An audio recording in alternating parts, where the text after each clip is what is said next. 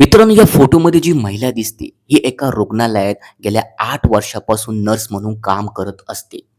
ज्या डॉक्टरच्या हाताखाली त्या रुग्णालयात ही जी महिला काम करत होती, तो डॉक्टर गेल्या 2 दिवसापासून बाहेर गेला होता.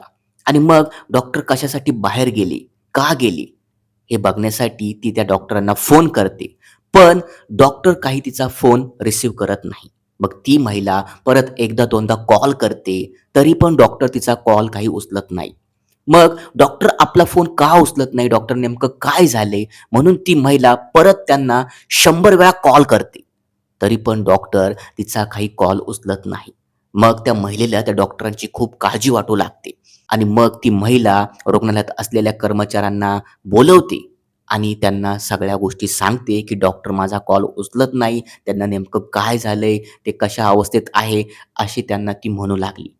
आणि मग त्या महिलेचे असे बोलणे ऐकून त्या डॉक्टरमधील जे कर्मचारी होते, ते पण घाबरले होते. त्यांना पण त्या डॉक्टरांची चिंता वाटू लागली होती. मग हे सगळं घडत असताना अचानक त्या ठिकाणी एक पोलीस पथक आलं आणि मग पोलीस त्या ठिकाणी आल्यानंतर ते कर्मचारी खूप घाबरले.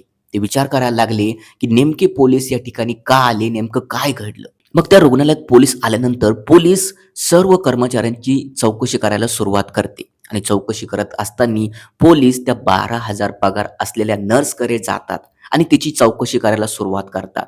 आणि मग चौकशी दरम्यान ती महिला खूप घाबरू लागते.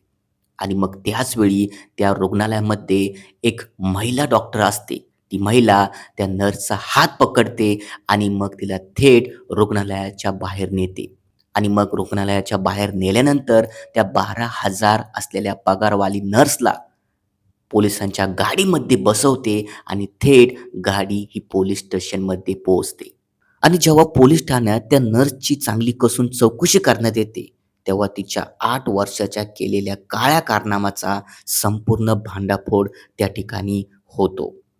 मग जेव्हा 12,000 काम करणाऱ्या नर्सची माहिती जेव्हा पोलिसांनी गोळा केली, तेव्हा तेही देखील हैराण झाले. कारण या नर्सकडे एवढी संपत्ती कुठून आली?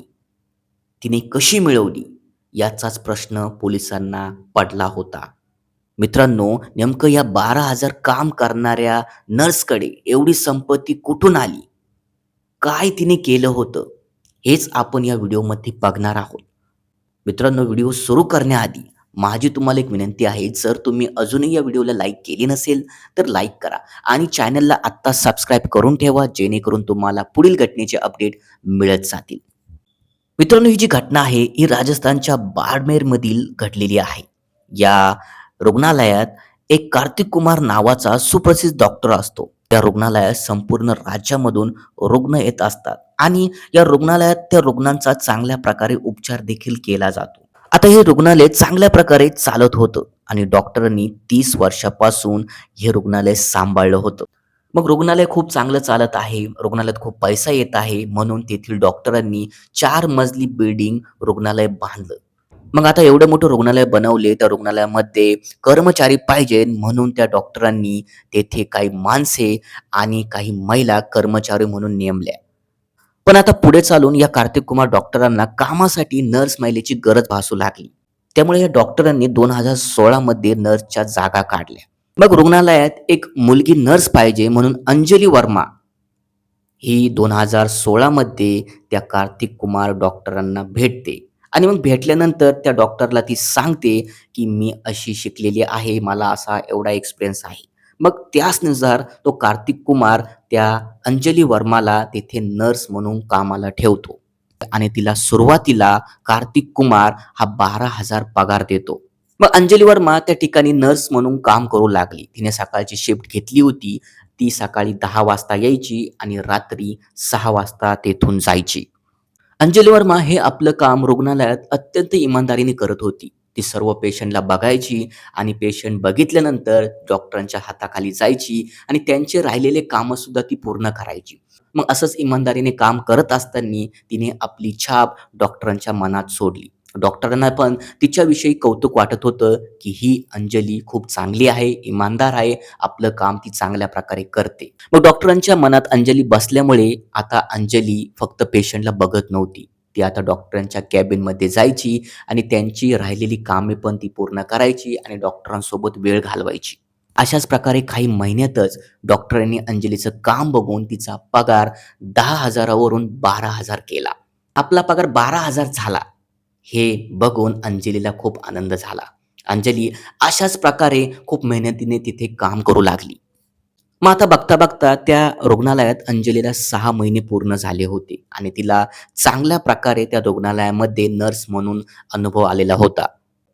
अंजलीला आता पुढे वाटलं, की आपण जास्त पैसे कमावे. कारण त्या पैशात तिचं काही घर चालत नव्हतं. अंजलीच्या मनात आता पैशाची मोठी हाव भरली होती. म्हणून तिने आता नाईट शिफ्ट करायची ठरवली. मग ती डॉक्टरांना याविषयी सांगते, की मला नाईट शिफ्ट करायची आहे आणि डॉक्टर पण तिला नाईट शिफ्टसाठी तेथे ठेवतात. मग अंजली त्या रुग्णालयात रात्रीच्या 8 वाजता येते आणि तेथे काम करू लागते. पेशंट तर बघायचीच अंजली, पण ती डॉक्टरांना काही चहा वगैरे, जेवण वगैरे लागत की नाही, हे सगळं बघायची. आणि असंच करत असताना डॉक्टरांना तिचे खूप कौतुक वाटायचे, की अंजली आमची एवढी काळजी घेत आहे. एक दिवस जेव्हा कार्तिक कुमार डॉक्टरच्या हाताखाली अंजली काम करत असते, तेव्हा अंजली त्याला म्हणते, की तुम्हाला कशाचीही गरज लागत असेल, तर मला बोलवा. मी तुमची सर्व गरज पूर्ण करेन. मग अंजलीचे असे बोलणे ऐकून तो डॉक्टर तेथून निघून जातो आणि आपल्या कॅबिनमध्ये जातो आणि कॅबिनमध्ये गेल्यानंतर हाच विचार करतो, की अंजली असं का बोलली? तिच्या मनात नेमकं काय आहे? मग जेव्हा अंजलीला तो डॉक्टर तेथे बोलवतो आणि बोलावल्यानंतर अंजली आणि त्याच्यामध्ये संभाषण होते. पण त्यावेळी अंजली मोठमोठ्याने त्या डॉक्टरसोबत बोलू लागते. मग अंजली मोठमोठ्याने बोलत आहे, हे बघून बाकीचे सर्व डॉक्टर तेथे त्या कॅबिनमध्ये जमले आणि तेथे अंजलीने मोठा बोंबाटा केला. अंजली तेथे त्या डॉक्टरला म्हणू लागली, की "तुम्ही माझ्यासोबत खूप विचित्र करत आहात आणि हे जर मी बाहेर सांगितलं, तर तुमची बदनामी होईल." अशी धमकी अंजली त्या कार्तिक कुमार डॉक्टरला देऊ लागली. आणि बाकीचे सगळे डॉक्टर म्हणू लागले, की "अंजली असं करू नको, तसं करू नको." पण अंजली काही ऐकायला तयार नव्हती. मग अंजलीने गप्प बसण्यासाठी त्या डॉक्टरांकडून 2,00,000ची मागणी केली आणि डॉक्टरांनी पण त्या अंजलीला ₹2,00,000 दिले आणि तिला सांगितलं, की "तू आता गप्प बस." सुरुवातीला अंजलीने ₹2,00,000 घेतले आणि शांत राहिली. पण मात्र अंजली आता पुढे काही थांबायला तयार नव्हती. ती त्या कार्तिक कुमार डॉक्टरांना फोन करायची आणि त्याला धमकी द्यायची. त्याच्याकडून पैशाची माग करायची. बघता-बघता अंजलीने त्या डॉक्टराकडून खूप पैसे उकळले. 2,00,000 म्हणता-म्हणता अंजली 10-20 लाखापर्यंत पोहोचली. तो कार्तिक कुमार डॉक्टर पण तिला पैसे द्यायचा आणि पैसे नाही दिले तर अंजली त्याला म्हणायची, की आपल्यामध्ये जे काही झाले त्याचे मी फोटो, व्हिडिओ व्हायरल करील. तुझी बदनामी करील आणि मग आपली बदनामी होईल, आपला मान-सन्मान जाईल. त्यामुळे तो डॉक्टर पण तिला खूप पैसे द्यायचा. आता ही अंजली पैशामध्ये लोळू लागली. तिला आपल्या डोळ्यासमोर फक्त पैसा दिसत होता, दुसरे काही नाही. तिला आता समजलं, की ह्या डॉक्टरांना कसे लुबाडायचे, त्यांना कसे फसवायचे. मग एक दिवस हा कार्तिक कुमार डॉक्टर कामानिमित्त बाहेर जातो. डॉक्टर कशासाठी गेला, का गेला हे जाणून घेण्यासाठी अंजली त्याला फोन करते. पण डॉक्टर तिचा काही फोन उचलत नाही. अंजली परत एकदा कॉल करते, दोनदा करते, तीनदा करते, तरी डॉक्टर तिचा फोन उचलत नाही. हा जो डॉक्टर होता कार्तिक कुमार, हा मुद्दामून अंजलीचा फोन उचलत नव्हता. कारण त्याला माहिती आहे, की अंजली त्याच्याकडून पैसे मागेल. त्या डॉक्टरला आता अंजलीचा खूप संताप आला होता. कारण जवळ-जवळ त्या अंजलीने डॉक्टरला पूर्ण लुटले होते. जवळ-जवळ 2 कोटीची मालमत्ता त्या डॉक्टरकडून त्या अंजलीने उकळली होती. अंजली त्या डॉक्टरला खूप फोन करायची. जवळ-जवळ 100 फोन अंजलीने त्याला केले. पण तो डॉक्टर तिचा फोन उचलायला तयार नव्हता. तो डॉक्टर संतापाच्या भरात एका पोलीस ठाण्यात गेला आणि तिथे जाऊन त्याने सगळा घडलेला प्रकार पोलिसांना सांगितला. डॉक्टरांनी पोलिसांना सांगितलं, की एक दिवस ही अंजली माझ्या घराबाहेर थांबली होती, रडत होती आणि तिला मी घरात घेतलं आणि त्यानुसार तिने माझे फोटो, व्हिडिओ काढले आणि मला धमकी द्यायला सुरुवात केली. मग पोलिसांना हा संपूर्ण घडलेला प्रकार समजला, की नेमकं काय आहे. पण दुसरीकडे या अंजलीला त्या डॉक्टरचा खूप संताप आलेला होता. तिने रुग्णालयामधील जे कर्मचारी होते, त्यांना एकत्र बोलावलं आणि त्यांना फोटो, व्हिडिओ दाखवले. त्या कार्तिक कुमार डॉक्टरची तेथे बदनामी केली. मग अशाच एका कर्मचाऱ्याने ते फोटो, व्हिडिओ अंजलीच्या फोनमधून घेतले आणि थेट पोलिसांना कॉल केला. मग त्या ठिकाणी अचानक पोलीस पथक आलं आणि मग पोलीस त्या रुग्णालयात आल्यानंतर त्या रुग्णालयामधील कर्मचारी खूप घाबरले, की नेमकं काय झालं? मग पोलिसांनी त्या कर्मचाऱ्यांशी चौकशी करायला सुरुवात केली, की नेमकं काय घडलं? हे फोटो व्हिडिओ कशाचे आहे? काय झालं? तेव्हा कर्मचाऱ्यांनी तेथे सांगायला सुरुवात केली आणि मग सांगत असताना कर्मचाऱ्यांनी त्या अंजली वर्माला तेथे पकडलं आणि तिला पोलीस ठाण्यात आणलं. आणि दुसरीकडे हा जो कार्तिक कुमार जो डॉक्टर होता त्याला सुद्धा तेथे बोलवण्यात आलं. मग बोलवल्यानंतर त्या कार्तिक कुमारने सगळ्या गोष्टी तेथे मांडल्या. कार्तिक कुमारचं बोलणं पोलिसांना पटलं, कारण अंजलीने त्याला खूप वेळा कॉल केला होता आणि अंजलीची जे कॉल रेकॉर्ड्स काढले होते त्यामध्ये पण अंजली त्याच्यासोबत तसंच वागत होती. मग पोलिसांना त्यावर विश्वास पटला.